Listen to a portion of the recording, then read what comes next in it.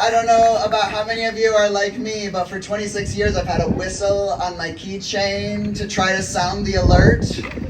Because even though I'm a person of faith, when it comes to my safety, I need a whistle.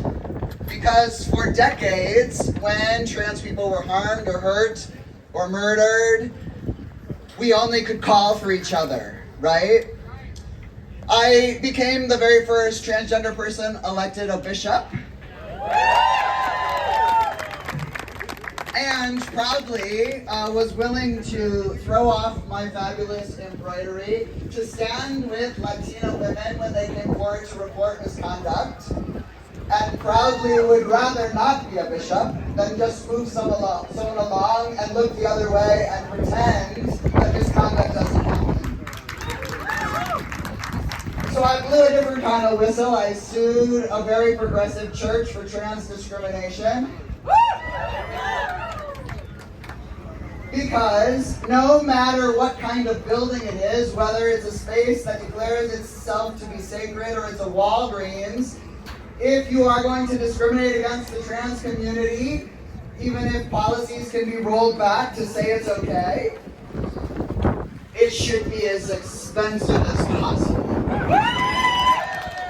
So I want to lift up and bless and give thanks to anyone who has used lawsuits for liberation.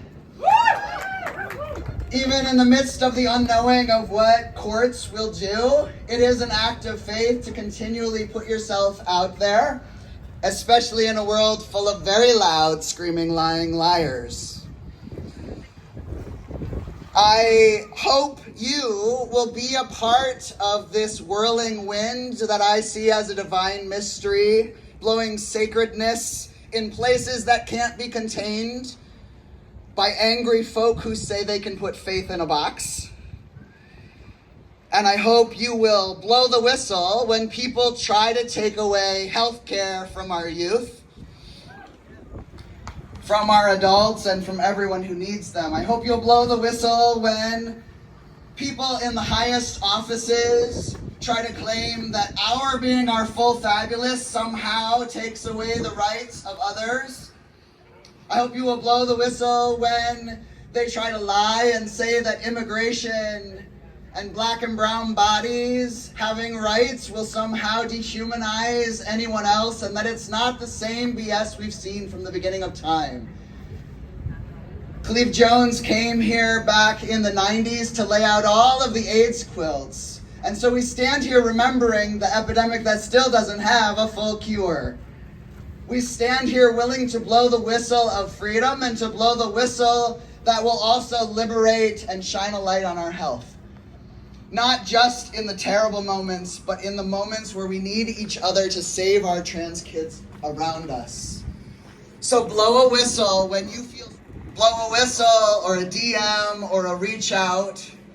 You can contact me or any of the people around you. Staying alive is victory, right? I'm gonna blow a whistle to celebrate you anytime you use that real name that you like, even if it's just in the bedroom. Even if it's the one your grandma doesn't know how to use yet. Even if it's the one you're not sure you want to say out loud. I'm gonna blow a whistle to celebrate when you're able to lop off the flaps and the folds that don't define you, or to reshape your identity or your employment options. I'm gonna blow a whistle every time you love boldly and you dance to thumpa-thumpa music, every time you have a sacred orgasm that is not shameful, every time you seek consent, and every time you live as safe as possible. Blow the whistle for those you love, and faith is bigger than fear.